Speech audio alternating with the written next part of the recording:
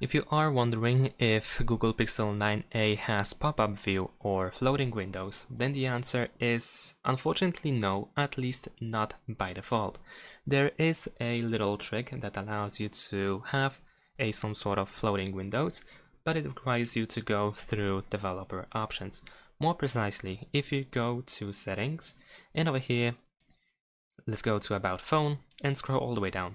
Keep tapping on build number in order to enable developer options, and after that, once you enable it, we can go back and open system. Now over here, we need to go to developer options, and we need to find a certain option. So let me try to actually locate it. We need to scroll quite a bit, and there we go. This is the one, enable freeform windows. So this is the option that we need to enable. I already have it enabled, and you might need to restart your phone once you enable that option.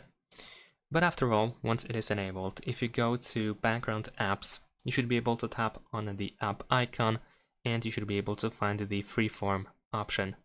And there we go. As you can see, we can use the floating windows option.